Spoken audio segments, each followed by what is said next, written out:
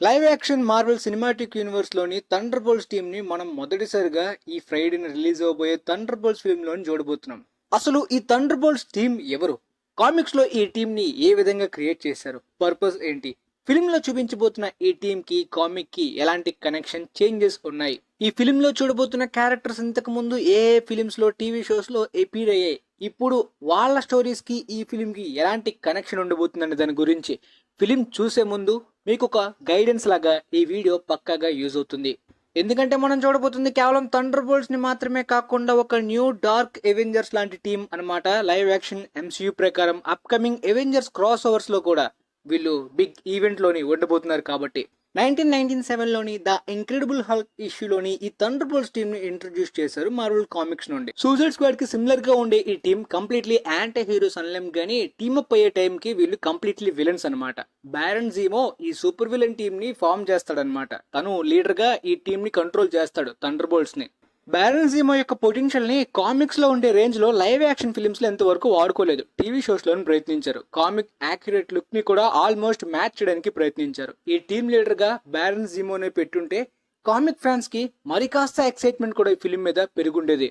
అయితే వీళ్ళు completely suicide squad కి కాపీ అనే టైప్ ఆఫ్ కామిక్స్ ని క్రియేట్ చేయలేదు. స్టోరీ ప్రకారం వీళ్ళు మొదట సూపర్ విలన్స్ గా టీమప్ అయినప్పటికీ తర్వాత వీళ్ళ అవసరాల గురించి మంచి వాళ్ళగా నటిస్తారనమాట. అవును, సూపర్ హీరోస్ గా నటించే విధంగా కొన్నిసార్లు సేవ్ చేయడం, కొన్ని మంచి పనులు చేసి కొన్ని సూపర్ హీరోస్ టీం దగ్గర మంచి మార్క్స్ కొట్టేద్దామని చెప్పి నటిస్తారనమాట.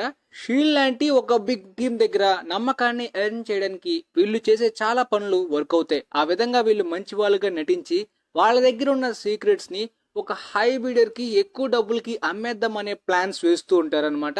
కానీ కొన్ని రోజుల తర్వాత ఇలా మంచి పనులు చేస్తున్నప్పుడు ఈ థండర్ బోల్ట్స్ టీమ్ లో కొంతమంది సూపర్ విలన్స్ మంచి వాళ్ళుగా మారిపోదామనే డిసిషన్ ని కూడా తీసుకుంటారు. అప్పటి నుండి ఈ టీం ఒక స్థిరంగా ఉండడం మారిపోతుంది. ఎందుకంటే ఎప్పుడైతే మంచి పనులు చేద్దామని కొంతమంది అనుకున్నారో వాళ్ళకి నచ్చిన డిసిషన్స్ తీసుకుంటూ ఈ టీం ఒక 2-3 ముక్కలుగా విడిపోతారనమాట, ఎవరికి నచ్చినట్టు వాళ్ళు. సో కామిక్స్ కి మనం థియేటర్స్ లో చూడబోయే ఈ లైవ్ యాక్షన్ థండర్ బోల్ట్స్ కి చాలా డిఫరెన్స్ ఉంది. పోతే థండర్ బోల్ట్స్ ని డిఫరెంట్ గా అడాప్ట్ చేసుకుందాం అనే ఐడియా చాలా సార్లే వచ్చిందనమాట. కామిక్స్ లో కూడా 2-3 పార్ట్స్ గా టీమ్స్ ని కూడా డివైడ్ చేసే విధంగా, క్యారెక్టర్స్ ని కూడా మార్చే విధంగా మార్చారు. పోతే ఇప్పుడు లైవ్ యాక్షన్ ఫిల్మ్ లో మనం చూడబోతున్న స్టైల్ అనేది సూసైడ్ స్క్వాడ్ కి బాగా సిమిలర్ అనమాట. ఫర్ ఎగ్జాంపుల్, గవర్నమెంట్ కొన్ని పనులు చేయలేదు, అలాంటి కొన్ని సెపరేట్ మిషన్స్ గురించి ఇలా ఎక్స్ట్రా ఎబిలిటీస్ ఉన్న బ్యాడ్ గైస్ క్రైమ్స్ చేసిన వాళ్ళని యూజ్ చేసుకుంటే వాళ్ళ ప్రాణాలు రిస్క్ లో పెట్టినా పెద్ద ప్రాబ్లం ఉండదు. కాబట్టి ఇలాంటి సెపరేట్ సీక్రెట్ స్ట్రైక్ టీమ్ ని హైర్ చేసుకుంటారు అనమాట. పోతే ఇందులో వాళ్ళకి కూడా బెనిఫిట్స్ ఉంటాయి. పాస్ట్ లో వాళ్ళు చేసిన క్రైమ్స్ కి కాస్త ప్రెసెంట్ టైం అనేది తగ్గించడం, కొంతమందికి కంప్లీట్లీ వాళ్ళ మీద ఉన్న కేసెస్ అన్ని కూడా కొట్టేసేలాంటి ఆపర్చునిటీస్ కూడా ఇలాంటి మిషన్స్ సక్సెస్ఫుల్ గా చేయగలిగితే వాళ్ళకి ఆ ఛాన్స్ ఉంటుంది. ఎగ్జాక్ట్లీ అమాండా వాలర్ లానే వాలెంటీనా అలెగ్రా సిఐఏ ఏజెంట్ గా వకండా ఫర్ ఎవర్ లో మనకు చూపించారు. ఇంతకు ముందు మనకి ఫాల్కన్ అండ్ వింటర్ సోల్జర్ లో కూడా ఆమెను చూపించారు. ఆమె నిజానికి కంప్లీట్లీ అమాండా వాలర్ లాగా అంత మంచిదే కూడా కాదు, కాస్త గ్రే షేడ్స్. ఇన్ఫాక్ట్ ఈ ఫిల్మ్ లో మెయిన్ విలన్ అయ్యే అవకాశాలు కూడా ఉన్నాయి. సో ఈ సిఏఏ ఏజెంట్ ఎవెంజర్స్ లేరు కాబట్టి ప్రస్తుతానికి మనకు ఒక ఎవెంజర్స్ లాంటి సపోర్ట్ టీం కావాలని కూడా ట్రైలర్ లో చెప్పడం, ఆమె ఒక సపరేట్ స్ట్రైక్ టీమ్ ని లైక్ ఎలినా బిలోవా అని కానీ, గోస్ట్ ని కానీ, టాస్క్ మాస్టర్ ని కానీ, జాన్ వాకర్ ని కానీ ఒక ప్లేస్ లోకి పంపించి ట్రాప్ లో వాళ్ళంతా ఆమె చెప్పిన మిషన్ లో ఇరుక్కునే విధంగా ప్లాన్ చేస్తుంది. కానీ ఎలెనా బిలోవాకి ఫాదర్ ఫిగర్ అయిన అలెక్సీ రెడ్ గార్డియన్, దాంతోపాటు వాలెంటీనా అలెగ్రా ప్లాన్స్ ని ముందు నుండి ఫాలో అవుతున్న బకీ వింటర్ సోల్జర్ కూడా ఇందులో ఇన్వాల్వ్ అవుతాడనమాట. సో ఆ తర్వాత వీళ్ళందరూ కూడా టీమప్ అవ్వడం, ఆ వాలెంటీనా అలెగ్రా చేసిన ప్లాన్ ఏంటో తెలుసుకోవడం, అసలు సెంట్రీ మీద చేసిన ప్రయోగం ఏంటి, సెంట్రీ లాంటి పవర్ఫుల్ సోర్స్ ని తను కంట్రోల్ చేసి కంప్లీట్ గా ప్రపంచంలోనే ఎవరి దగ్గర లేనంత పవర్ ని తన చేతిలో పెట్టుకుందామని అనుకుంటుంది. కానీ తన ప్లాన్ కూడా మొత్తం మారిపోతుంది. మొత్తం బాధ్యత అంతా కూడా థండర్ బోల్ట్స్ టీం మీద పడుతుంది అనమాట. వాళ్ళు ఒక న్యూ ఎవెంజర్స్ గా మారి ఆ ప్రమాదాన్ని ఆపి ప్రజల్ని సేవ్ చేసే విధంగా ఒక సూపర్ హీరోస్ గా మారుతారు. అఫ్ కోర్స్ ఇంతకు ముందు కొన్ని బ్యాడ్ పనులు కూడా చేసినప్పటికీ వాళ్ళకు ఒక ఆపర్చునిటీ ఈ సూపర్ హీరోస్ అవ్వడం. సో మొత్తానికి ఆ విధంగా టీం మారుతుంది. వాళ్ళని వాళ్ళు న్యూ ఎవెంజర్స్ గా కూడా ప్రకటించుకొని ఎవెంజర్స్ టవర్ ని కూడా సొంతం చేసుకుంటారు. ఇలాంటి ఎలిమెంట్స్ మనం ఈ ఫిల్మ్ లో చూడబోతున్నాం. ఎగ్జాక్ట్ గా మిడిల్ లోని ఎలాంటి ప్రొసీడింగ్స్ ఉంటాయో మనం ఫిల్మ్ లోనే చూసి తెలుసుకోవాలి. సెంట్రీని ఎందుకు క్రియేట్ చేశారు, ఎలా ఎక్స్పెరిమెంట్ చేశారు, చాలా వరకు captain America Brave New world లో మనకి చూపించిన అడమాంటియం తోటి సెంట్రీ మీద ప్రయోగం చేసినట్టు కూడా కొన్ని పాసిబుల్ రూమర్స్ ఉన్నాయి. ఇదంతా పక్కన పెడితే captain America Brave New world లోని క్యామియోగా కనిపించిన బక్కీ ఫండ్స్ రాబోతున్నాయని చెప్పి ఆ ఫిలిం లో మెన్షన్ చేస్తాడు. అంటే సపరేట్ గా తన ఒక క్యాంపెయిన్ ని రన్ చేస్తున్నట్టు. ఈ ఫిల్మ్ లో తన ఒక కాంగ్రెస్ మ్యాన్ గా కూడా కనిపిస్తాడంట. ఇన్ఫాక్ట్ ఎలక్షన్స్ లోని విన్ అవుతాడంట కూడా. ఎందుకంటే థండర్ బోల్ట్స్ లో జాయిన్ అయిన తర్వాత తన ఇమేజ్ ఇంకాస్త బెటర్ గా మారుతుంది సొసైటీలో. కానీ టీమ్ లో తను జాయిన్ అవ్వక ముందు ఆ టీం దొంగిలిస్తూ వెళ్తున్న అసెట్ ని తను అటాక్ చేసి తీసుకుంటాడు. ఎందుకంటే కాంగ్రెస్ మ్యాన్ గా ఉంటూనే వాలెంటీనా ఎలెగ్రా ప్లాన్స్ అన్ని అబ్జర్వ్ చేస్తూ ఉంటాడు, అసలు ఈ టీం మెంబర్స్ ని ఎందుకు హైర్ చేసుకుంటుందని. ఫర్ ఎగ్జాంపుల్ గా యాంట్ మ్యాన్ ఫిల్మ్స్ లో మనం చూసిన గోస్ట్ సడన్ గా ఈ ఫిల్మ్ లో ఎందుకు ఎపీర్ అవుతుంది, తననే వాలెంటీనా ఎందుకు చూస్ చేసుకుంది, ఎలెనా బిలోవా అయితే తన లైఫ్ కంప్లీట్లీ ఒంటరిగా సాటిస్ఫాక్షన్ తో లేదు, ఏదైనా వర్క్ ఆర్ మిషన్ లో జాయిన్ అయితేనే ఆ సాటిస్ఫాక్షన్ ఒక కంప్లీట్నెస్ ఉంటుందని చెప్పి అలెక్సీ రెడ్ గార్డియన్ తో చెప్తుంది.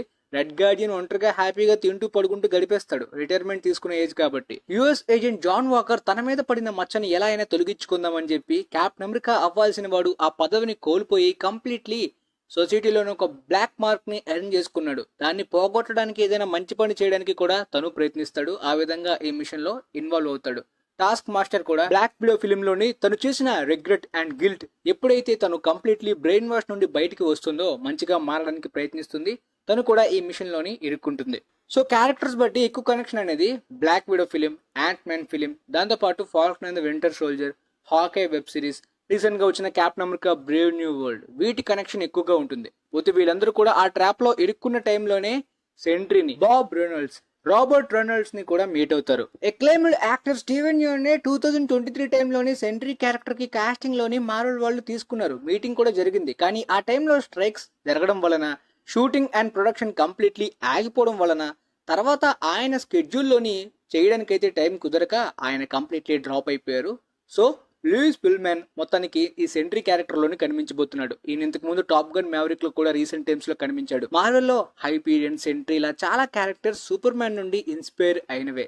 సెంట్రీ క్యారెక్టర్ తన కాస్ట్యూమ్ గానీ, ఆ ఎస్ అనే సింబల్ లోగో గానీ బాగా సిమిలర్ గా ఉంటుంది. గాల్లో ఎగరడం గానీ, ఇన్క్రెడిబుల్ హ్యూమన్ స్ట్రెంగ్త్ గానీ. పోతే మొత్తానికి ఈ ఎక్స్పెరిమెంట్ తర్వాత సెంట్రీ ఒక సూపర్ హీరోగానే వాలెంటీనా ఎలెగ్రా దగ్గర ఉంటాడు. కాకపోతే సెంట్రీ కాస్త మెంటల్లీ అన్స్టేబుల్ అనమాట.